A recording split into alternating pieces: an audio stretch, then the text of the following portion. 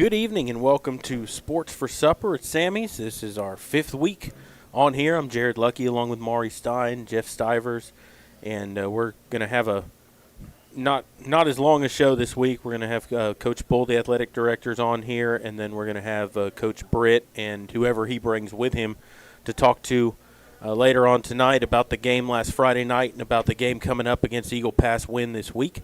But we're going to start with Coach Bull, the athletic director. Thanks for joining us again this week. We appreciate you coming. Absolutely. Happy to be here. And we'll just kind of let you go through. I know you got some notes there. I'll just kind of let let you go through that and talk about what you need to. Well, I just wrote down everything so that way I didn't forget. Give you an update on kind of where we are as a whole from the last week and what's coming up this week.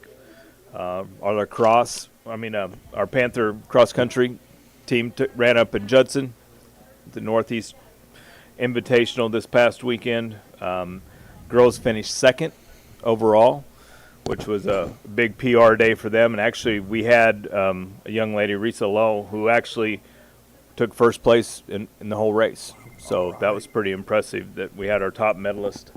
Boys placed fourth overall, placing 2 in the top 10 as well. So they had a good showing. Tennis. Week 5 of districts in the books, so they're 3-2 now on the year. They beat Harlandale 10-0 on Thursday, and then they're scheduled to play McCollum tomorrow. Volleyball, they're making their comeback. So the last 2 times they swept Southside last night, and then when they played Southwest Legacy on Friday of last week, they went 3 and beat them as well. Eagle Pass is on Friday, which is also Eagle Pass football on Friday, so we'll have both teams here for the home opponents coming up this week. Golf, they finally had their first competition. I know you had the golf team on recently, so they finally were able to get out at Willow Springs and had a decent showing. I didn't get actual placings, but they gave me their scores, and they were all better than anything I can shoot, so I thought that was pretty good. And then, obviously, football traveled to Southside on Friday and lost a heartbreaker there at the end. That was a tough one. Yeah. It was a good game, though. It wasn't because of lack of effort. No. I can tell you that. They played really great. Yep. They played excellent. It's a shame some team had to lose and one of them had to win. Yeah, I mean, that was a great game to be able to call, and there was a lot of emotional swings in that game. They went ahead 14-0 early, and Medina Valley fought back, reeled off 17 unanswered, and unfortunately you lose on a trick play and not being able to pick up a yard at the end, but that's football. Right, absolutely. Yep. So, tennis is 3-2 now. It sounds like, they're probably in line to probably get a playoff spot again. That's probably getting close to the end of their season, right? Yes, it's getting close. And right now I believe they're set in third, so they're looking pretty promising. Do they take 4 teams as they do like in other sports? They do.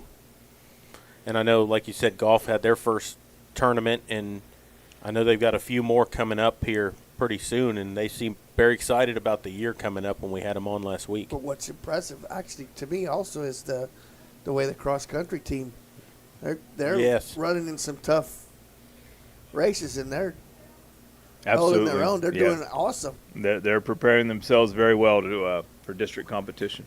Yeah, over the years we've had Coach Bermea and Coach Schott on here, and every year it seems like they're improving that program even more. And you keep saying, wow, they're getting good, but every year they're doing better than they were. Well, when you create a winner, people want to participate. And you can see that in their numbers. I mean, Coach Schott even said, as Coach Bull just reiterated on the numbers of all the participants that are coming out and trying to run cross country. I know I couldn't because it's too tough. I mean, you run some of those 5K and stuff, and it's not easy to do. No, it's not, and the weather and the heat and all that kind of stuff. You got to mentally be. It's not just you go out and run. You got to mentally be prepared for the elements if it does happen, and a lot of times it does. Yep. Yeah, that's why they have shirts that say, our sport is your sport's punishment. Yeah, well, that's 100% accurate. That's a different mentality, and I applaud that, but I don't understand it. Well, no, a lot of people ask me, like, because I run a lot, they're like, do you love to run? I'm like, I don't love to run, but at the end, when you're done, I enjoy it because I look back and I'm like, yeah, I accomplished something. You feel good about what you did, but while you're doing it, it's miserable. Absolutely. It's very seldom do you feel good about yourself during the run. It's afterwards that you feel good. It's not like, oh, here, I'm going to go out and run. Once you get finished, it's like, hey, I wasn't too bad. Yeah, exactly. Yep, and sometimes the best runs are on the days you don't want to do it. Yes. But that's the difference between, discipline and motivation and commitment. And yeah. Do I feel like it, or am I disciplined enough to go do it anyway? So we know Eagle Pass is coming this week, and you said in volleyball and in football they'll both be here the same day. Yes. Yep. So that doesn't change for you though, even though they're coming from a long way away. That doesn't change anything for y'all. You just prepare the same way y'all would absolutely normally. Yes. So for us, it doesn't change. The only thing that really changes on our end from an administrative side is adjustments that we're making each week to try and make it more user-friendly for the consumer. So we've opened up that other gate, that first gate for our reserve parking, the one that's by just past the middle school, the first gate when you come in on the County Road 471. Right. By the new practice baseball field. Yes, by the practice baseball field. And that'll. Is that something that's going to come out on the? Everybody who has a parking permit has been notified that entrance is also available to them. So hopefully that'll ease some of that street. So that's traffic. only available for parking permit. Yes. Yes. Okay. Yeah, because it filters right to that parking lot. So. Right. Absolutely. Yep. That makes sense. So that'll ease up the traffic on 470. Yeah, quite a bit. Yeah, for getting sure. Getting in and out of and getting there. Right. On time. Yep. Yep. That's good. Yep. It should be a good game this week. Anything else that you want to talk about? In the past visits, we've talked about our facilities and things that we're doing to try and upgrade our facilities. From the lights in the gym. I don't know if anybody was paying attention or listened tonight, but I just left a board meeting where they approved that we're going to go ahead and move forward with drafting the plans to turf Panther Stadium. Whether or not that actually happens, but we're at least going to start doing the groundwork, find out what's underneath the soil from a geotech standpoint, and see kind of what we're working with if we are able to move forward. Awesome. And if they are, what does that entail? Is that a bond? Is it anything like that? Or no, this would be off of money that was left over from interest money and the previous bond. Okay. So that's what they voted on today, that they'll look at the process of we can use those funds moving forward. Okay. So when they do a field like that, Coach, how long is it supposed to last before you have to Before you have to change the carpet? Yes. Usually 8 to 10 years. Okay. But there's a base underneath that you lay, and that's permanent, correct? Right, absolutely. And then you just change the top. You just change the top. Okay. Yes, sir. Yep, that makes sense. Cool. Yep. I mean, I like the grass field because I've always been here a part of it, but at the same time, it would solve a lot of issues. Yes. And that's a lot of that's just a safety issue and the amount of traffic that it's going to incur. Right. With soccer, with football, more football teams, our middle schools. Get a lot more use out of it. It's getting a lot more use. And yes. if you look at our practice field, Yeah. Oh, wow. Yeah. No, there really isn't much of one. No, exactly. So it's really beneficial in the long term, to have it. Yep. It dries fast when it's turf. You can get right on it. Don't have to worry about tearing it up so there's a lot of pluses to it. We'll see what happens as we move forward and investigate that option. Awesome. Cool.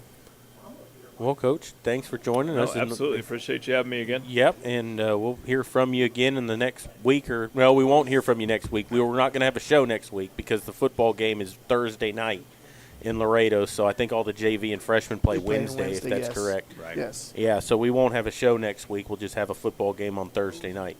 But we'll hear from you in a couple of weeks, hopefully. Absolutely. And yes, sir. Thanks for joining us, and we're going to take a you. break. You're listening to Sports for Supper, brought to you by Dotson House Moving and Construction, and we'll continue here in just a moment. Dodson House Moving and Construction is a fourth-generation company operated by the same family for over 75 years. We do turnkey work from moving your structure, setting the foundation, and all your construction needs. Aluminum decking, concrete work, canopies, and any other need to make your project operational. From moving to construction, large or small, Dodson House Moving and Construction does it all. Located at 12939 Southwest Loop 410 in San Antonio. Give us a call at 210-628-1459. Are you ready for a vacation? Tanya with Travel by Design can help you with all your vacation destination needs. At no cost to you, she can plan all of the details tailored to your unique wants and needs. So all you have to do is enjoy your vacation. Tanya is a certified expert with Disney, Universal Orlando, and California, Sandals, and all cruise lines. Give Tanya a call at 830-931-4834 or visit her Facebook page, Tanya with Travel by Design, for all the latest specials and must-do vacations. Peerless Equipment, your South Texas irrigation experts. Peerless Equipment specializes in sales and service of irrigation equipment to the agricultural and wildlife industries. This includes hose reels, big guns, pivot systems, underground pipelines, turbine well pumps, booster pumps, motors, valves, and an inventory of much more. Stop by one of their locations in Hondo and Pearsall or give them a call at 210-434-7867. Peerless Equipment, bringing water to you. Sammy's Restaurant and Havy's Alsatian Bakery, two legendary landmarks in Castroville. From breakfast to delicious hometown lunch specials and more, Sammy's satisfies your taste buds with the unique flavor of Castroville. And from fresh baked breads to pies and pastries, South Texans have made Havy's Alsatian Bakery a must-to-visit since 1940. Sammy's Restaurant, online at sammysrestaurant.com. Havy's Alsatian Bakery, online at havysbakery.com. Bush's Chicken, one of the oldest locations in Castroville, is proud to serve the Medina Valley area. Bush's Chicken has one goal: be the best. Bush's Chicken knows its success comes from loyal customers in the communities they serve. Stop by Bush's Chicken on Tuesday and get the Tender Tuesday deal, or try their buffalo fries and ask about their Panther special. It's always a hit. Bush's Chicken, 935 Highway 90 East in Castroville. Call them at 830-538-2800. Tandre Gwynn Funeral Home in Castroville, Texas, has been providing funeral services to families in the Medina Valley and surrounding areas for many generations. Tandre Gwynn Funeral Home is proud to support the broadcast by the Medina Valley Broadcast Network for the athletes and students participating in this event. Go Panthers! Tandre Gwynn Funeral Home, Castroville, Texas. You may view obituaries at Tandre, Tondre-Gwynn, Guinn.com, or visit the Facebook page of Tandre Gwynn Funeral Home to view funeral notices.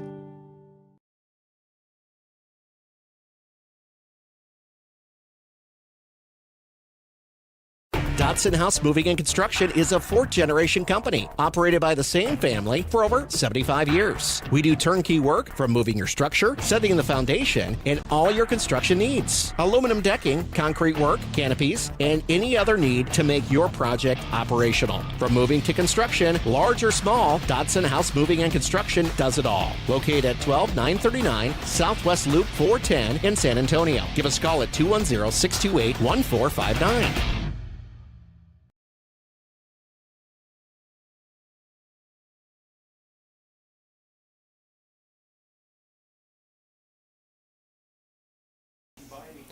Welcome back to Sports for Supper. We just heard from the athletic director, and now we have a couple of our coaches on here. Coaches, thanks for joining us. Yeah, appreciate it. And Coach Britt, it was a very hard-fought game last week. Yes, sir. You just unfortunately came out on the wrong side of it. Yes, sir. Tell us the emotional roller coaster of that game, because it was. I'm sure it was a lot, because we could feel it, in the stands. So I'm sure on the field you. We had a great week last week. We got there. He went out, warm up was good. I thought the kids' energy level, I thought you could see it in their eyes. They were ready to play. I didn't think during warm ups, I wasn't too worried. I felt like we were going to come out and move around. And then we come out and And, we give up a score on the long pass play, and then offensively we started slow. Which I didn't expect. I expected us to start a little bit faster, and a little bit of that. Made some bad throws, a little bit of that. We just didn't execute a block. We got on the wrong side of a couple blocks that should have been big plays. And so really, we started out that way. But we kept fighting. We felt good about it going in. Finally got in the second quarter, kept fighting. Kids felt good. We felt good. We're just trying to kind of figure some things out on the headsets, at least offensively, defensively, making plays, wrapping up. We had a couple of calls go the wrong way from officials, and that's an ongoing subject right now. I probably don't need to bring too much of that up right now. But anyway, so getting in the second quarter, finally, we knew going in that 5 for them, the kid that played receiver and corner, he was a good player. So we knew we were going to have to, move the ball around. We kind of felt Cade Gallion was going to have a big night. Ended up having a big night for us. Yeah. We hit him on a slant. Mike throws a great ball. We get good protection. Cade looked really fast. That's what I told him when he came off. I said, bro, you look pretty fast right there. And so he just grins, but he scores. And as soon as that happened, you could tell, we're good. I kind of told the coaches, just get us into the second half. If we're close at half, we're going to feel good about this deal going in the second half. So, going to halftime, offensively we're fixing some things, at least from a schematic standpoint that they were doing. And then defensively, they're probably doing the same. And, getting ready to come out second half, we felt good. We drove the ball on that first drive, just kind of came up short there. And I think we ended up fumbling the ball on the plus 40, kind of slipped out of Rincon's hands. But even then, we felt good about it. So we finally get the stop, that they get a stop. We go down and score on a big pass play to Carter. I thought, Mike set on his back foot great and just waited. We knew it was going to come open and, banged a 70-yarder for him. And so tied it up. And then, defense was doing their thing, wrapping up, tackling, even though they probably getting held and blocked in the back almost every play. But anyway, but it is what it is, man. I mean, they're working hard out there. Officials are, so it just is what it is, And so finally get out there and we drive the ball down. We got stopped early there. I think it was early in the fourth quarter on the 3rd and 1. We chose to kick it. Gavin Rips comes through. We're yelling striker. He's down there kicking into the net, and it kind of had me worried. Man. I'm like, come on, bro. You better get out here. About to have a shot. And I'm gonna tell y'all, all I could think about was against Laredo Martin before the half. That 1 second, not having that opportunity. That's all in my head that I could think about. And I'm sitting over here and I'm just like, man, these dudes didn't give me an opportunity. Laredo Martin to get him one. He comes out there in the clutch and just drills it and go up 17-14. And so, felt good. Second down, they hadn't done much. Called the hook and ladder is what it is. They made a play. Got back down 21-17, and we got the ball back for about 4 minutes, 3:40 and some change. So we felt good about it. Moved the ball down. Mike took off and scrambled, got us a couple first downs, and felt good. I mean, honestly, felt good. If I could go back, I'd probably make the 3rd and 1, make it a different call.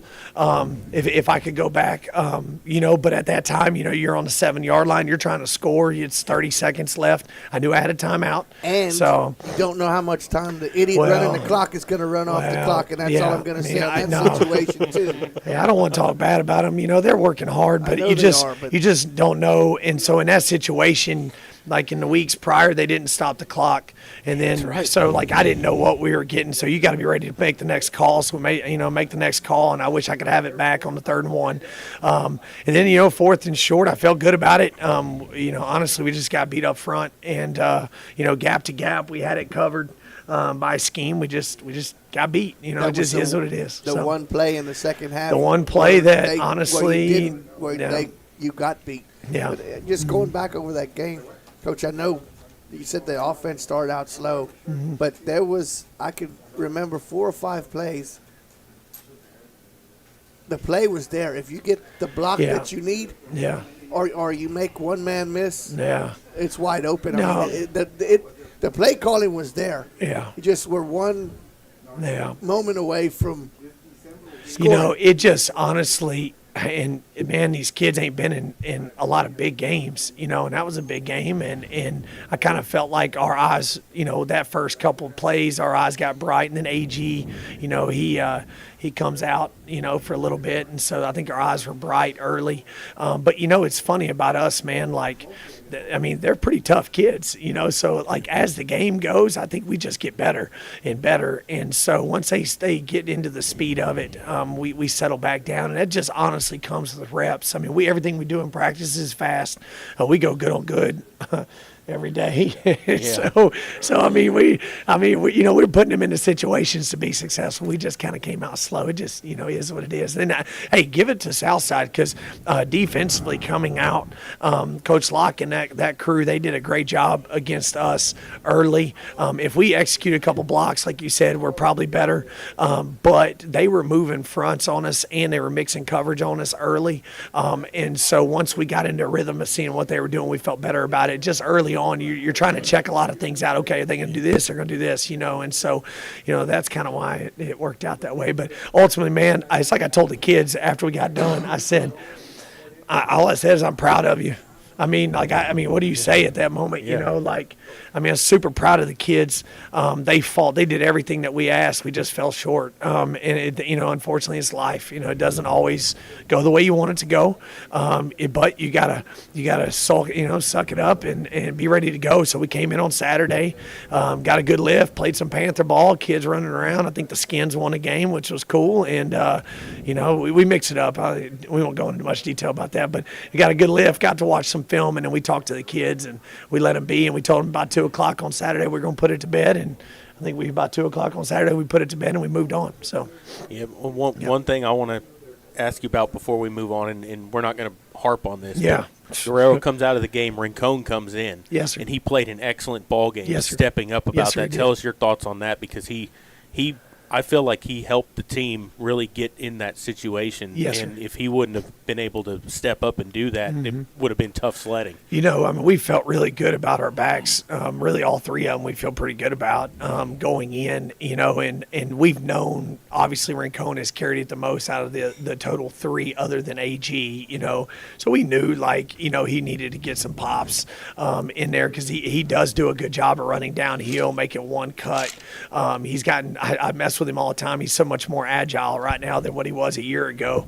He was pretty stiff a year ago. He's actually a little bit better now, so I always mess with him. But yeah, him coming in, getting downhill, getting us what we needed with some tough yards and making some plays in the second half really helped us move the chains. And then, really, I thought at the second half, Mike did a good job. We were able to kind of move the ball, get it in some of the kids' hands, and obviously Kay Gallion Carter and, Reza with Jane Giusetto had good nights as well. Yep. So. Yep. And so you got Eagle Pass coming in this week. Yes, sir. So you regroup. What do they have? What do you see from them? Are Yeah, they throw, pass? What do they do? I'll talk about their defense. I'll let Coach Linhart talk about their offense. Defensively, they're 0-4, but they play better than what I would consider an 0-4. They really do a good job defensively. They put them in good situations. They do a great job of playing behind, and they're not letting anything get behind them. They had four picks against Southwest, and so they are you're gonna have to, for us, we're gonna have to take what they give us. They're going to click out. I expect to have coverage over the top, and we're just going to have to go through our progression. But they do a great job on that side of it. They played an odd and they played an even, so they've mixed it up. They base out of the even front, but they did play an odd against Eagle Pass, and so which kind of neat. They actually played man on the slots and they ran around a little bit. So, but very well coached. Villasenor does a good job. Puts those kids, they complete coverage. So getting them into spots where they're double fitting gaps probably won't happen. They're going to do what they're taught to do. So, but yeah, give it up to them. They're a senior heavy group on the back end of it, and then up front they got a good defensive end, 36, big old kid. He's going to stand up. He's a good sized kid, and Mike's a good sized kid too, 31. So, those two kids, it kind of runs through them. 75's got a great ball get off up front. Smaller kid, but he gets off the ball. Southwest really struggled with his speed, honestly. defensively. So, obviously we've been putting some guys that can get off the ball pretty well inside on our guys as well all week. And obviously we go against our D-line every day, so which is no offense or anything, but that's a challenge, guys. I'm just going to tell y'all. So, we're excited to get back out there and play in front of our hometown, in front of our home fans, and got a good game plan. So some things look a little, different, and so excited about that. Ready to get out there and play. So I was going to ask you after that Friday game, was this one of those where next Friday can't get here quick enough? Oh man, to get back out dude, there. That's funny you said that. I think it was Sunday morning or Sunday afternoon. We're all in there game planning and stuff, and on Sunday. And honestly, I think me or maybe Royce or Matt, somebody said, man, I wish we could just play it tomorrow. Like, let's just go. I think the kids would have said the same thing. We came out Monday and probably had the best Monday practice we've had all year on both sides. It's just one of those deals. At this time of the season, week 6, Monday's kind of the same 30 periods, and you're going to go through some stuff, and so they kind of know what to expect. But they came out moving and grooving on Monday, and we had a great Monday. And Tuesday, defensively, had a great day. Offensively was okay, but today we had another good day today. So, awesome. Our kids are excited to play, man. That's one thing, man. We have amazing kids. We have amazing football players. Really, all the kids at Medina Valley High School are great. And so, you really look at it, man, they do everything that we ask. They're tough kids. They play. They're resilient. There's a lot of things going on. It's the end of the 6 weeks today. So there's a lot of things going on in their life other than football right now, and they handled it all pretty well. So, awesome. Well, Coach, let's talk about the defense. Yes, sir. So, last week we saw them hit you with 2 plays early, buttoned up pretty good after that. Tell us about walk us through that adjustment stage there, because you had to make some, and your guys were gritty and they stuck in there and they got your team back in the ball game. Yeah, so we just looking at it, they got on top of us real quick, which was not what we were expecting. They did a few things differently they hadn't done, as far as they weren't a real big shot down on second team as far as trying to go for the end zone on second down, and from a percentage perspective at least. And then when they get to us, they knew that third down we'd run our packages on, right? We start bringing pressure and doing different things. So they started taking shots on second down, it's really good by them. It's a great play call. So they got the one-on-one early, beat us deep.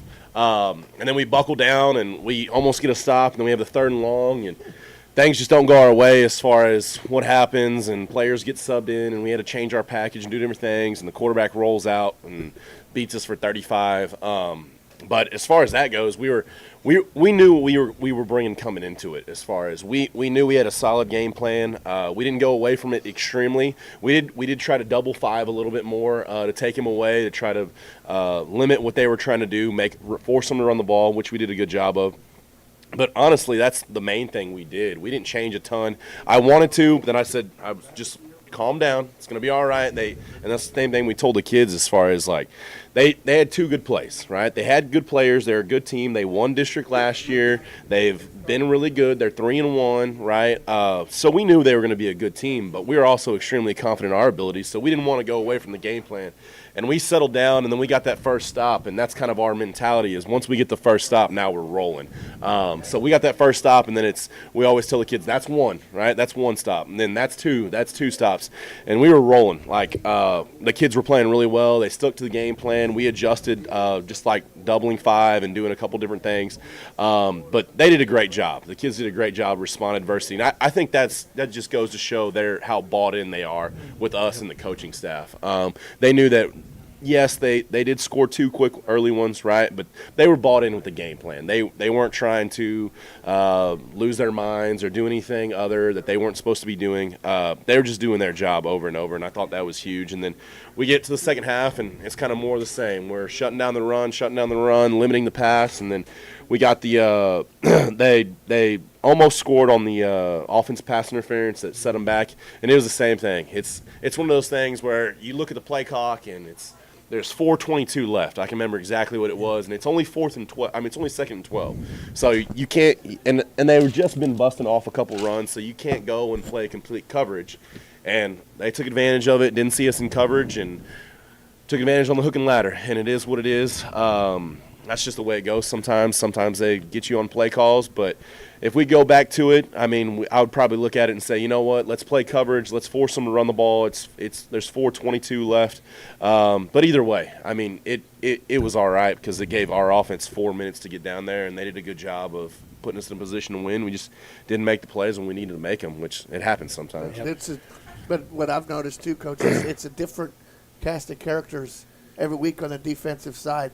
In that second half, number 27 was living in their backfield all night long. Yoas was there. I mean, just causing all kinds of him and Lomo. Yeah. You know, and then your linebackers, Villegas and Vallejo were just flying. I mean, the whole defense was just flying all over the place. And you can second guess yourself all you want on that hook and ladder, but got to give them credit for calling the play. Absolutely. And we were sitting right next to the press box, and they noticed something. The coaches noticed something up there because as soon as they went nuts before the play. They went up even, before the snap was made. They knew what was coming. Yeah.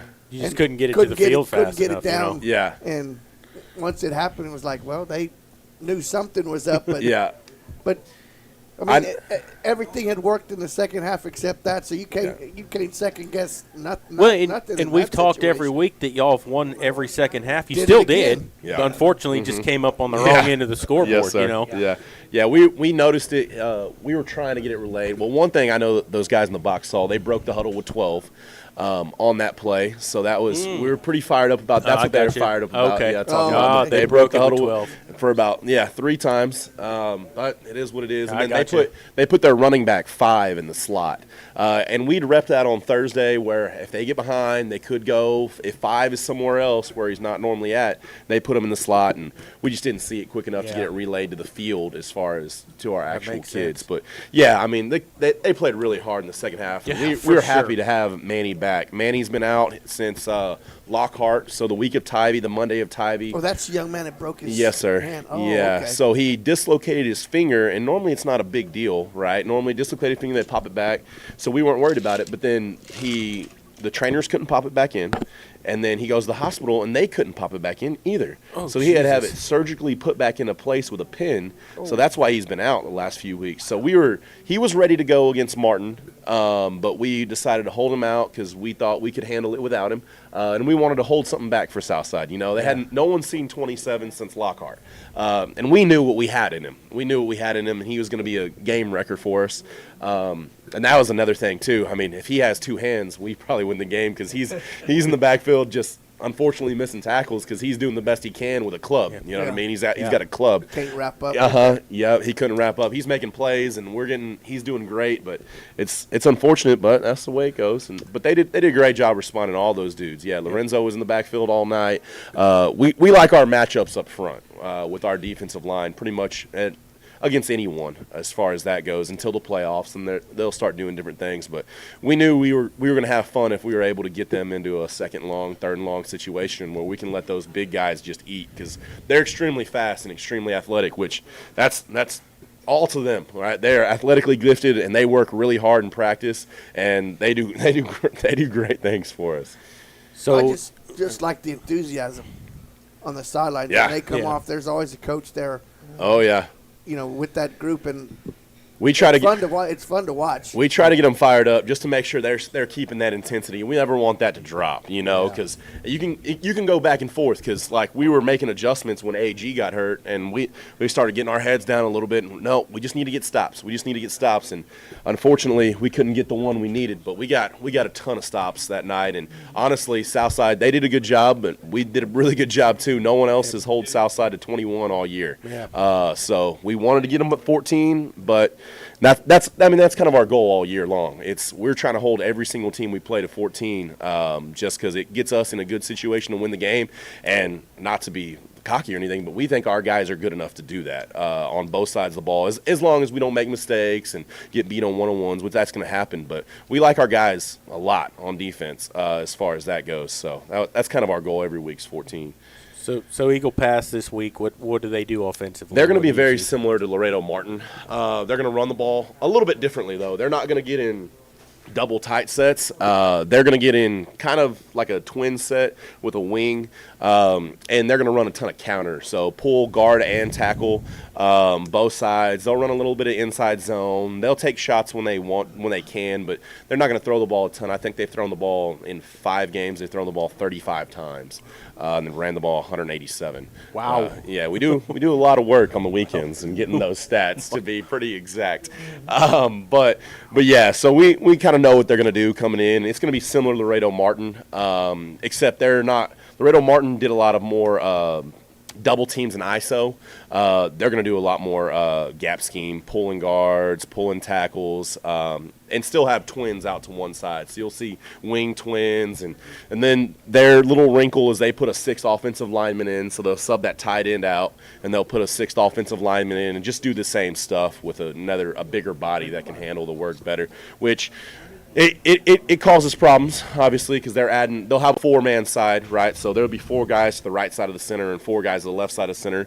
So we'll have to adjust, but it also plays to our advantage because now that guy can't go out for a pass. Right. We can sell out to the run a little bit more. So yeah, they're gonna run the rock and try, or hopefully at least try to.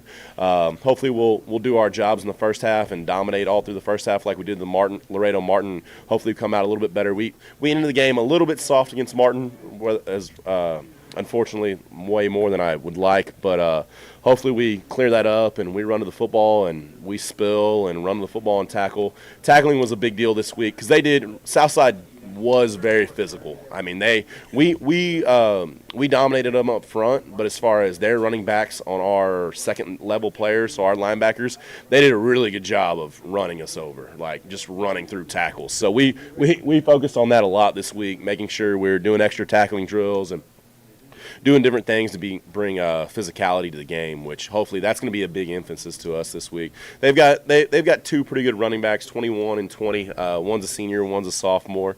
So they do a lot of good stuff, and their O-line is probably one of the better ones we've seen this year. They're not huge, right? So Southside's last week were really big, like 6'3", 275. This week they're going to be more 6'1", 220, 245, but they just play so hard, and they're really athletic. They're, like Coach said, they're really coached well.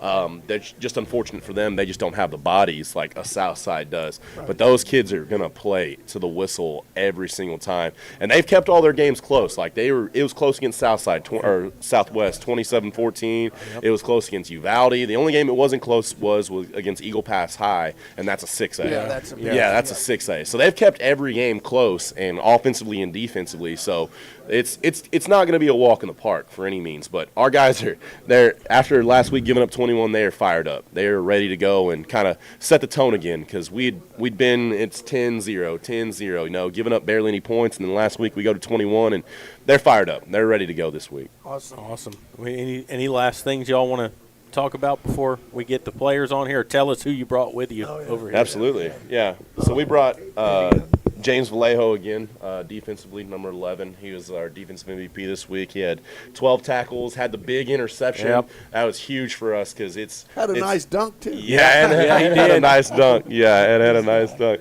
It's 14-14, and we're doing our thing, and that is a huge momentum pick. Sometimes that could be a difference of the game. Yep. Unfortunately for us, it wasn't. But he does a great job at the star position. And then Mr. Rips and Kate. Yeah. We brought the kicker, Gavin Rips over there, and then Mr. Cade Gallion, the guy that caught the slant. Mr. Big Time, that guy. He got him a haircut and all kinds of stuff. I didn't even know he drove until today. He drove here. He just sitting there dangling his keys. I'm like, man, dude, I didn't even know you drove. What we were talking about during the game was how special would it have been. We're sitting across the table just the game before, and Caleb was sitting there. Yeah. And, man, he almost had a pick six. Yeah. He called it. Oh. It was there, and it was like, oh, man. Yeah. In the head. Because we even kidded him and said, are you going to get to write your name on there again on that trash dunk can? bucket, that trash bucket? I hope so, and it was there. It was close. Sorry, That's another one of those things where if the ball bounces the right way, it's but that's the way it goes. That's football. That's why it's not round. Yes, sir. Yeah. Well, we're going to take a break. Thanks, coaches, for joining us, and then we're going to get the players on here. good luck on Friday night against Eagle Pass, and hopefully we'll hear from y'all again. Yes, sir. We're going to take a break. You're listening to Sports for Supper, brought to you by Dotson House Moving and Construction, and we will continue here in just a moment. Thank you, Coach Britt. Yes, sir. Dotson House Moving and Construction is a fourth-generation company operated by the same family for over 75 years. We do turnkey work from moving your structure, setting the foundation, and all your construction needs. Aluminum decking, concrete work, canopies, and any other need to make your project operational. From moving to construction, large or small, Dotson House Moving and Construction does it all. Located at 12939 Southwest Loop 410 in San Antonio. Give us a call at 210-628-1459.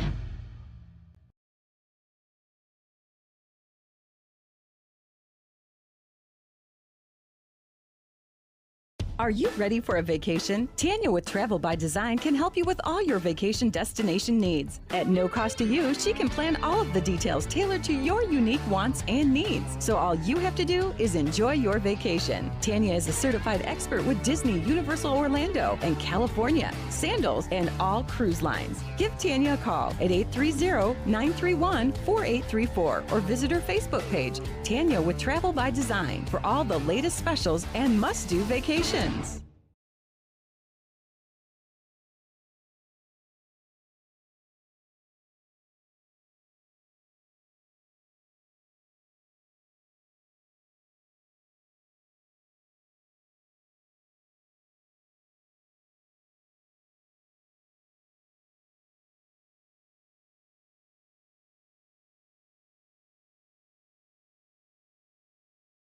Sammy's Restaurant and Habeas Alsatian Bakery, two legendary landmarks in Castroville. From breakfast to delicious hometown lunch specials and more, Sammy's satisfies your taste buds with the unique flavor of Castroville. And from fresh baked breads to pies and pastries, South Texans have made Habeas Alsatian Bakery a must-to-visit since 1940. Sammy's Restaurant, online at sammysrestaurant.com. Habeas Alsatian Bakery, online at habeasbakery.com.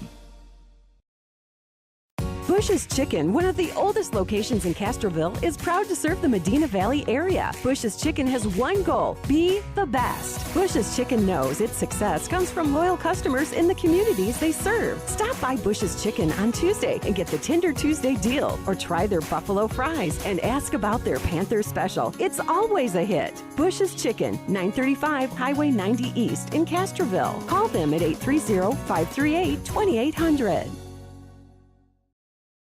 Tandre Gwynn Funeral Home in Castroville, Texas, has been providing funeral services to families in the Medina Valley and surrounding areas for many generations. Tandre Gwynn Funeral Home is proud to support the broadcast by the Medina Valley Broadcast Network for the athletes and students participating in this event. Go Panthers! Tandre Gwynn Funeral Home, Castroville, Texas. You may view obituaries at Tandre, Tondre-Gwynn,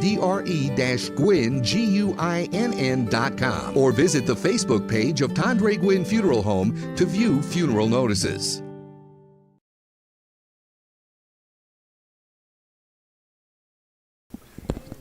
Welcome back here to Sports for Supper. We're sitting here with three young men from the football team, and we're going to start with Mr. Gallion in front of us. And if you'll tell us your name, number, position, year in school, and then we'll go from there. All right.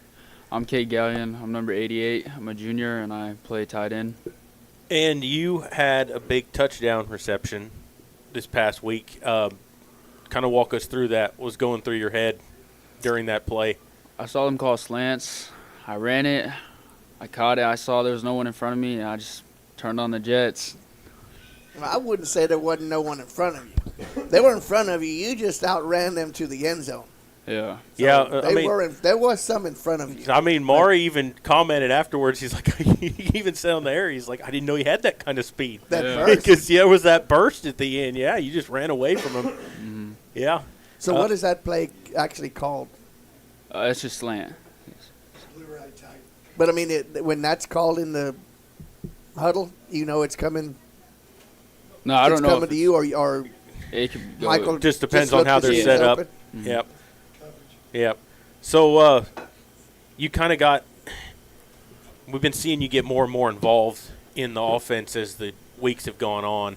You got a lot more involved this last week. You know, we saw you cut some hitch routes and things like that, some of that. How tell us a little bit about that, like getting more involved in the offense. They just said before the game I'm going to have a big game because they were going to just follow Carter around. So I was just ready to go, and if the ball came my way, I was just ready to catch it. So what is it like to have a dad as a coach? Does you seem like it puts more pressure on you? Performance-wise, that you have to? I say a little bit, yeah. Just a little bit? Yeah, because he's a basketball, so it's not. Well, he's also your coach when you play that, too. Yeah. So how hungry are you guys coming up to this game this week after, what was a very good football game by all y'all? You just unfortunately came out on the wrong side. So how quickly do you want to get back out there on the field and just play again? I want to get out there as soon as I can because that loss, as soon as it happened, I just wanted it back so we could run more plays and just try to make something happen. So I'm ready for this week. Yeah, I mean, a loss like that can do one of two things. You can either be down or you can be fired up and ready for the next one, and it seems like y'all are ready for the next game. So, is that kind of just the mentality in the locker room? Like, hey, let's just go out here and keep winning ball games. Yes, sir. And we've been just locked in at practice, ready to go, full speed and everything like that. And so Eagle Pass this week, you're going to be out there at receiver, tight end. What are they going to do defensively against you? Like, what is your main focus coming up this week? I see all the corners, they're just backpedaling, so a lot of, just quick games there, all the passes like that.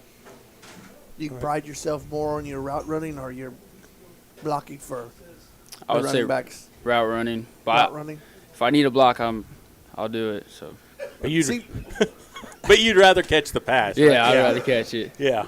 Well, of course, but I mean, there's still something else when you block somebody and that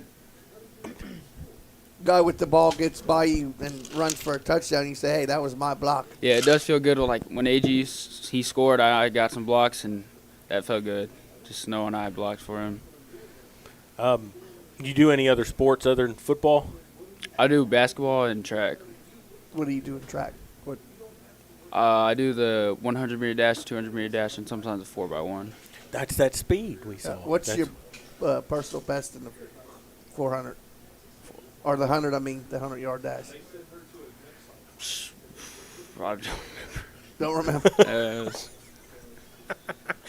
I did get faster, though, so yeah, we saw that. Yeah. Well, hopefully we get to call another touchdown for you this weekend, maybe two or three.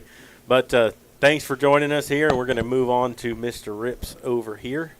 He's a repeat offender. Yeah, you're a repeat offender. You've been here before. I have. So you had a big kick on Friday night that gave the Panthers the lead at the time. It's a 33-yarder. Tell us a little bit about what's going through your head when that happened, because we saw you run on the field a little late. Yeah. So it was honestly a good way because sometimes you didn't have to think about it. You're right. You're completely right. And, that's what Coach Sherritt came up to me. He was saying, he had everybody on the mic, and then Coach Britt, they were all saying call a timeout. But I think Coach Sherritt was thinking it'll ice him, it'll make him think more. So he was like, don't. And I was just going down the field. And I started sprinting at first, and I started jogging a little bit, and then I was like, oh shoot, you got a few seconds on the play clock, but I was already warm, so I felt good. Yeah, I wasn't thinking too much. And you had the wind helping you, but how does that kind of affect you when you go out there? Are you thinking about that? Hey, I know the wind's here. Yes, the ball absolutely. was on the left hash. Are you, when you're rushing like that, are you thinking about any of that, or is it just get up there and kick? No, I already know the wind before going out there, and the wind stayed the same direction the whole game. Yeah. Even during warm-ups, and I was kicking the other way against the wind in warm-ups, and so. Yeah, and that field goal would have been good from farther away, because we Right. knew as soon as you kicked it that it was enough. It was just, was it going to go through or not from where we were sitting, because we weren't even in the press box. So, no, I was sitting pretty close to your dad, actually, because we were not in the press box. We were off to the side of it. I had the computer on a chair. It was a real professional setup that night. But yeah, so we were a lot lower, and seeing it from a different angle than what we're used to seeing it more above and looking down. So it's kind of like, did it go through or not? But I don't think it was even a question at the end. Well, we had asked him that question when he was here before. What would you think would be harder? Because you also play baseball. Right. If you need a clutch hit or a clutch field goal, and you said probably the field goal would be harder because there's more involved and you have to get the snap. The snap has to get to the holder has to put it down, and then you have to kick it. But was it everything you thought it would be going up to that? Or what I'm saying is, was there a certain time when you said, okay, we're getting closer. If you get 5 more yards here on this drive, I could knock it through from this point. Were you playing that through your mind as that drive was going on? Oh, absolutely. And actually, like when they call me on the field, I was like getting mental reps from the side.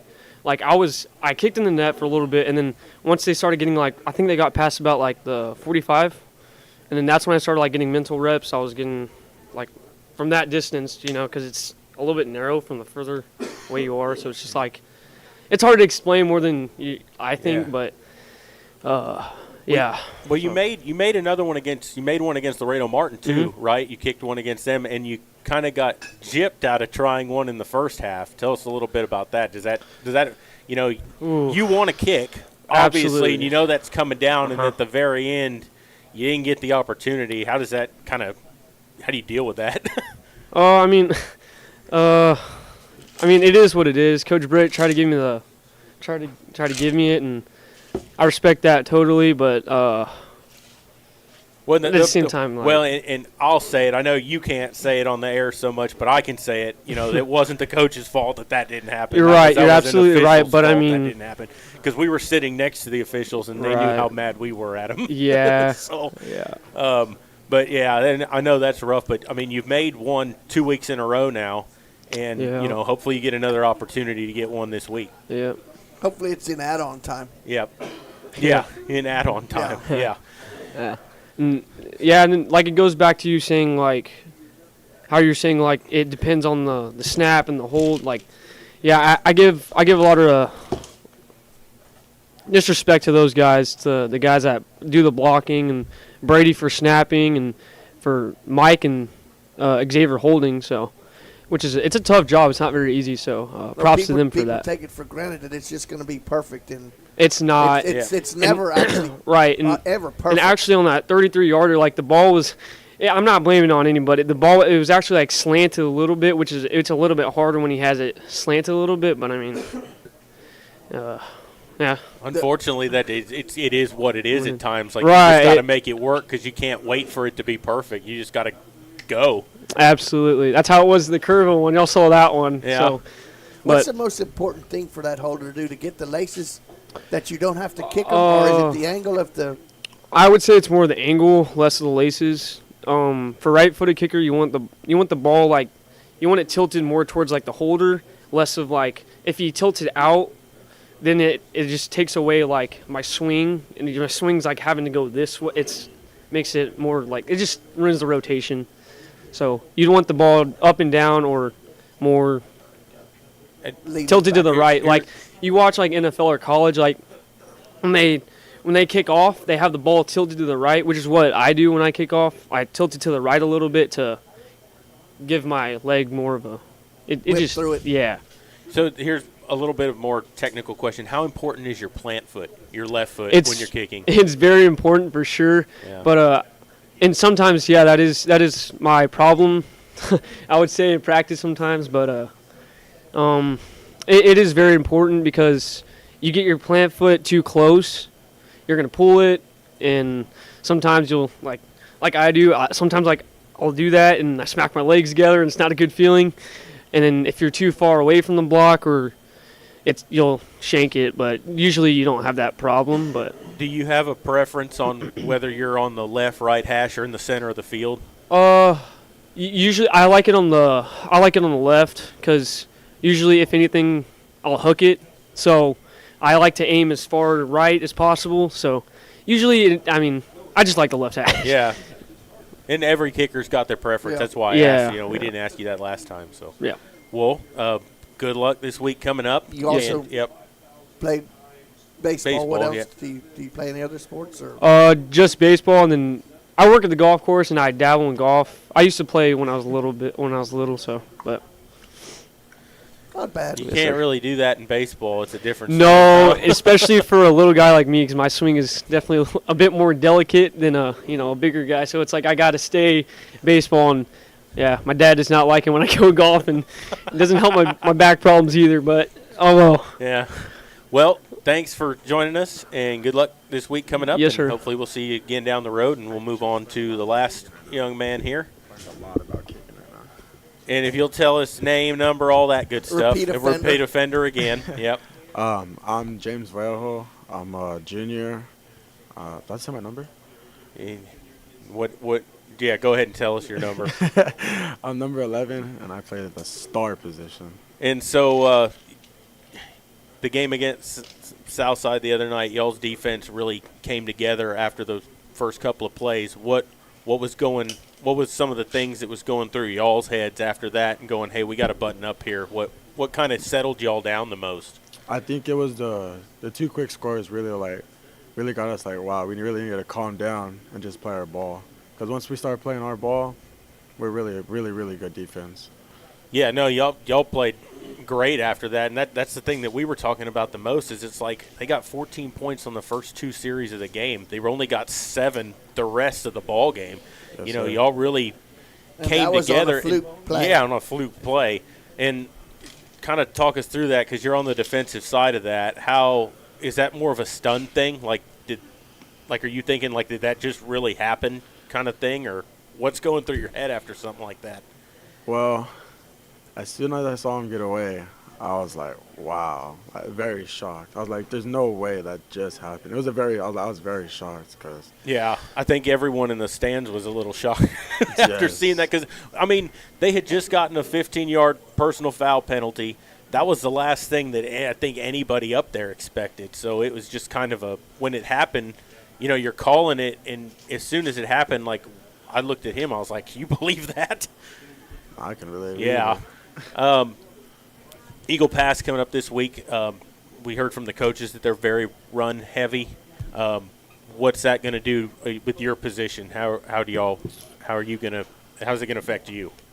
Well, like we say, guards always take it to the play. So as long as we read our keys, we're always going to be by the play and stuff to make a play. What were you keying on the interception?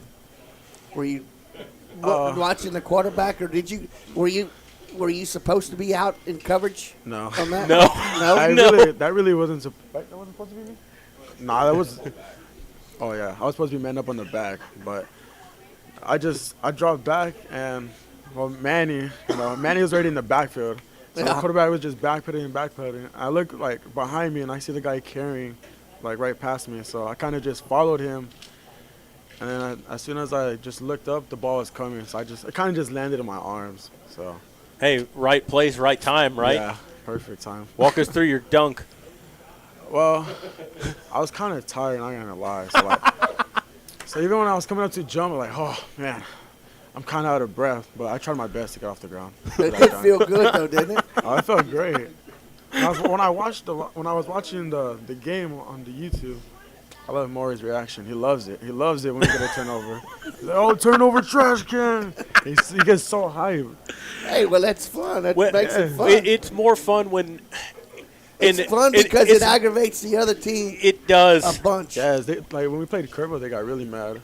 Yeah. Well, and the thing is that happened in a huge situation in the ball game. Absolutely. Also, you just reeled off 14 points. You just tied up the ball game. Now you got an interception, and your team went and got ahead after that. So, that was really a turning point in the ball game right there at the time. Then you matched your number with tackles. Didn't you have 11 tackles in that game also? Yeah, I think so. That's what they said, a while ago. Yep, match your number. I like the number. I'm glad I changed it. So is there any reason behind the number 11 for you, or is it just something that looked good, 2 number ones, or, And did Micah Parsons ask you if he can wear your number? Nah, I kind of liked it, though, because Michael Parsons wears it. It looks good, so I was like, might as well just wear number 11 this season. So it looks good on 2 people, right? There you go. Predictions? Yo, we got to ask. Yeah, for this week coming up. scoop and score, 11 more tackles, maybe a trash can dunk. Turnover? Nah, I kind of want. Well, yeah, I want to get a turnover. Turnover? So I could hit a different dunk. Get a little more airtime. Yep. So I'm gonna be so tired.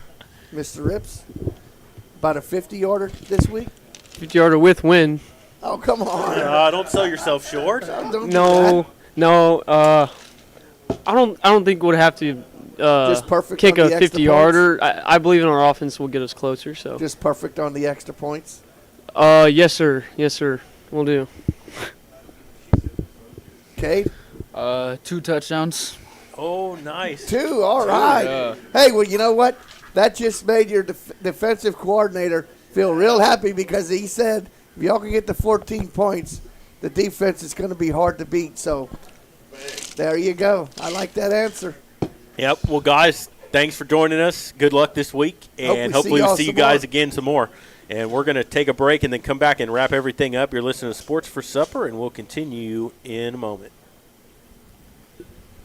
Dodson House Moving and Construction is a 4th-generation company operated by the same family for over 75 years. We do turnkey work from moving your structure, setting the foundation, and all your construction needs. Aluminum decking, concrete work, canopies, and any other need to make your project operational. From moving to construction, large or small, Dodson House Moving and Construction does it all. Located at 12939 Southwest Loop 410 in San Antonio. Give us a call at 210-628-1459.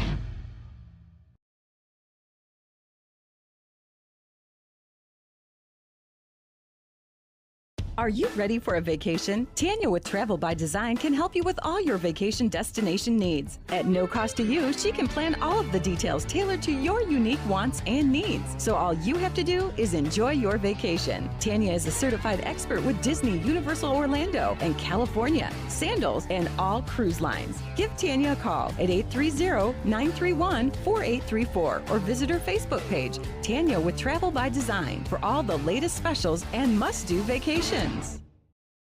Peerless Equipment, your South Texas irrigation experts. Peerless Equipment specializes in sales and service of irrigation equipment to the agricultural and wildlife industries. This includes hose reels, big guns, pivot systems, underground pipelines, turbine well pumps, booster pumps, motors, valves, and an inventory of much more. Stop by one of their locations in Hondo and Pearsall or give them a call at 210-434-7867. Peerless Equipment, bringing water to you.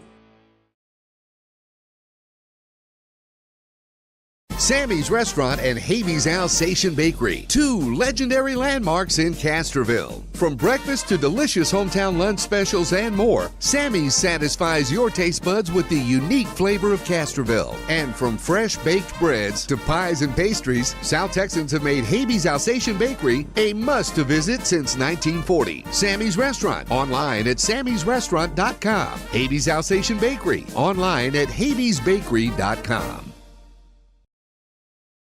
Bush's Chicken, one of the oldest locations in Castroville, is proud to serve the Medina Valley area. Bush's Chicken has one goal: be the best. Bush's Chicken knows its success comes from loyal customers in the communities they serve. Stop by Bush's Chicken on Tuesday and get the Tender Tuesday deal, or try their buffalo fries and ask about their Panther special. It's always a hit. Bush's Chicken, 935 Highway 90 East in Castroville. Call them at 830-538-2800.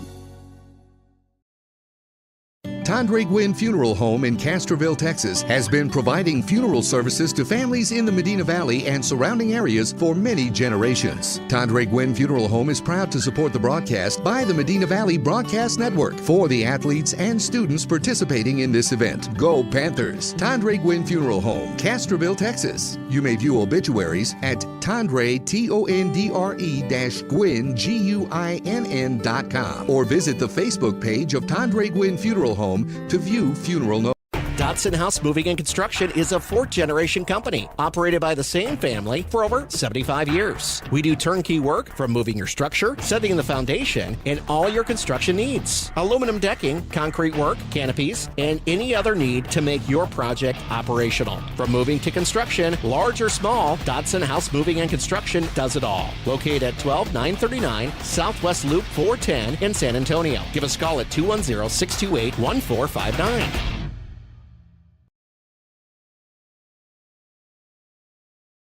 Are you ready for a vacation? Tanya with Travel by Design can help you with all your vacation destination needs. At no cost to you, she can plan all of the details tailored to your unique wants and needs. So all you have to do is enjoy your vacation. Tanya is a certified expert with Disney, Universal Orlando, and California, Sandals, and all cruise lines. Give Tanya a call at 830-931-4834 or visit her Facebook page, Tanya with Travel by Design, for all the latest specials and must-do vacations. Peerless Equipment, your South Texas irrigation experts. Peerless Equipment specializes in sales and service of irrigation equipment to the agricultural and wildlife industries. This includes hose reels, big guns, pivot systems, underground pipelines, turbine well pumps, booster pumps, motors, valves, and an inventory of much more. Stop by one of their locations in Hondo and Pearsall or give them a call at 210-434-7867. Peerless Equipment, bringing water to you. Sammy's Restaurant and Habeas Alsatian Bakery, two legendary landmarks in Castroville. From breakfast to delicious hometown lunch specials and more, Sammy's satisfies your taste buds with the unique flavor of Castroville. And from fresh baked breads to pies and pastries, South Texans have made Habeas Alsatian Bakery a must-to-visit since 1940. Sammy's Restaurant, online at sammysrestaurant.com. Habeas Alsatian Bakery, online at habeasbakery.com. Bush's Chicken, one of the oldest locations in Castroville, is proud to serve the Medina Valley area. Bush's Chicken has one goal: be the best. Bush's Chicken knows its success comes from loyal customers in the communities they serve. Stop by Bush's Chicken on Tuesday and get the Tender Tuesday deal, or try their buffalo fries and ask about their Panther special. It's always a hit. Bush's Chicken, 935 Highway 90 East in Castroville. Call them at 830-538-2800. Tandre Gwynn Funeral Home in Castroville, Texas, has been providing funeral services to families in the Medina Valley and surrounding areas for many generations. Tandre Gwynn Funeral Home is proud to support the broadcast by the Medina Valley Broadcast Network for the athletes and students participating in this event. Go Panthers! Tandre Gwynn Funeral Home, Castroville, Texas. You may view obituaries at Tandre, Tondre-Gwynn, Guinn.com, or visit the Facebook page of Tandre Gwynn Funeral Home to view funeral notices.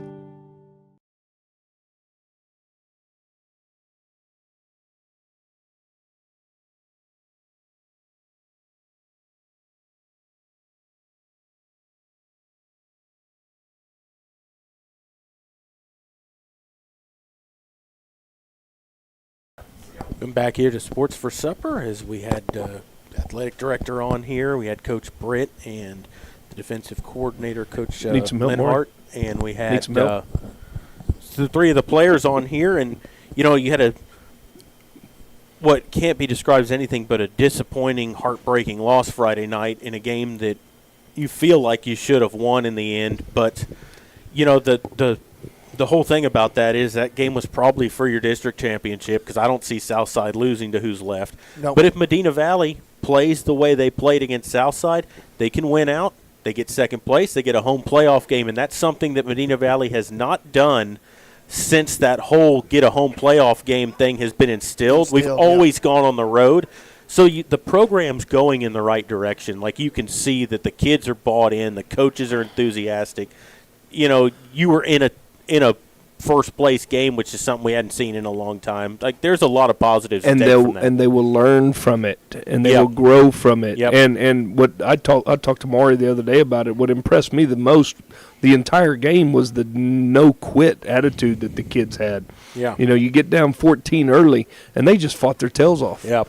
You know, and they had a chance to win it. And that's all. You know what? As a coach, that's all you can ask for, is to have a chance to win the game when you got the ball at the end of the game. Well, yeah, and they had a chance. When you go down 14-0 like that, and they score the way they scored on the first two series, it would have been easy for them just to fold it up and say, there hey, we go. It's going to be like last year or the past, you know. And I told Maury too, when we were talking the other day about this game, I said, yeah, it's disappointing to lose that game, no doubt, but all the positives that come out of a game like that are something to build the program on. And in my article in the Hondo Anvil Herald, you can pick one up at your local store this week, I did touch on that Rome wasn't built in a day. And neither is this football program. This is a football program that has been dwindling on the, brink of not making the playoffs for several years, and we haven't won a playoff game in several years. So this is something that needs to be built. Took 1,229 years to build the Roman Empire. It's going to take some time. Yep. But the positives that you see Friday night are going to carry over, and they're going to keep getting better. Yeah, and we've seen that all season long. Yeah, the offense started slow against Tivy and Jay, but they've kind of come through.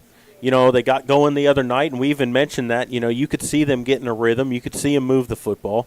And one of the other things that stood out to me in that game is when you look at Southside's line, they had some big boys. Oh, absolutely. Offensively and defensively, and they had some big boys, and they weren't just big space takers. They could move, and they were strong, and they could block. We might have out-physicaled them on the line, and when you're undersized like that, you want to see your guys fight like that, and not get pushed around, and they didn't. Nope. They stood up, they stood their ground against them, and were able to all but outplay them. I mean, they outplayed Southside as far as I'm concerned from watching the game. You just unfortunately came up on the wrong end of the score. And, they can turn that around against Eagle Pass tonight. We've talked in the past about, Eagle Pass wasn't that good, this, that, and the other, but they've been in some closer ball games this year. They gave Southwest a game, a team that was supposed to be one of the top 3 teams in the district going into this year. So they're going to pose a challenge coming up, but I think this team's fired up and hungry to get some points and a win Friday night after the game last week. Bad taste out of their mouth. Like Coach said, Saturday at about 2 o'clock, they were ready to move on to the next one or whatever, and that's the attitude you got to take after a game like that. Yep. And looking forward to it. Looking forward to Friday night. Looking forward to finishing the week out with volleyball Friday night. We'll have Eagle Pass. We'll have both Eagle Pass games on air. We'll have volleyball and we'll have football. So tune in to both. And sorry we didn't get the Southside volleyball game on last night, but it's impossible to get any kind of cell service in Southside's gymnasium. We tried, but we didn't even have enough service for a audio version. So, but we will continue to plug away and get the girls' games on as much as possible. Jared, one thing I want to mention real quick, I'm thinking about adding some soccer matches to the winter lineup this year, and I know Jared's expressed some interest in doing some soccer games because he's a soccer aficionado. Yeah, he likes. I watched Liverpool win today. Real Madrid and all them. No, Real Madrid. Well, no, I watch English football, English Premier League. But yeah, I watch them in the Champions League and stuff like that. He's a soccer guy, so we got somebody that can call some soccer games, and our soccer teams have been making the playoffs every year. So I think it'd be good to get some exposure for the soccer programs, and then we'll still take care of some basketball games as well. So that's kind of what we're looking at right now. Okay.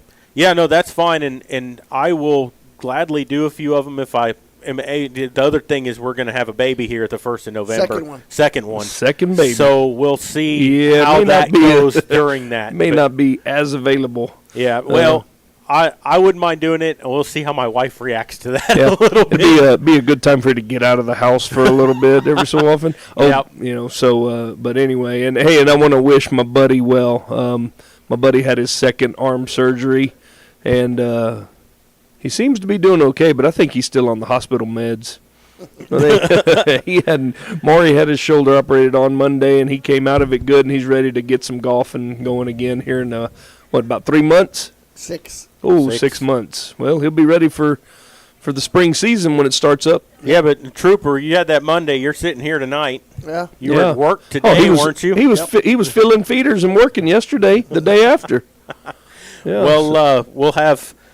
Hey, how are you going to carry your gun up into the deer stand this year? I'm not. You going to leave it there? I'm going to leave it. With a lock on the door. Yeah. Well, make sure to join us Friday night for volleyball. I think that's a round 6:30 start after the JV's complete. Yep. And then we'll be on at the football stadium with Eagle Pass coming to town. We'll be on around 6:40, 6:45. It's a 7 o'clock kickoff. Yeah. And we will have next Tuesday volleyball, and we will not have a show Wednesday night. Sports for Supper show next Wednesday, but we will have the football game from Laredo, and then we'll have volleyball again on Friday. Yeah, and that's the reason for no Wednesday show is because the game is Thursday in Laredo. They're going to do JV and freshman, all that'll be Wednesday night, so no one's going to be available to come here and do the show. Right. And so make sure to tune us in with volleyball and football, and also, I want to say good luck to the tennis, the cross country, all those other sports that are going on right now because they're doing well. And I think at some point this year we'll try to have tennis on, hopefully. I know we have them every year, so hopefully at one point we'll be able to get them on here in the coming weeks. But, a lot to look forward to this week. The volleyball team's been playing well. The football team, even with a loss, they still played well, and they're playing good, and there's a lot to be excited about with Medina Valley Athletics. Absolutely. And so for the Medina Valley Broadcast Network, I want to thank the sponsors for making it possible to bring you these all the games and the shows here, Sports for Supper, everything we do here on MVBN, because without them it wouldn't be possible. Our title sponsor for the show, Dotson House Moving and Construction, and also for Sammy's Restaurant for allowing us to do these broadcasts here from Sammy's and taking care of us and the athletes and all that when they come in.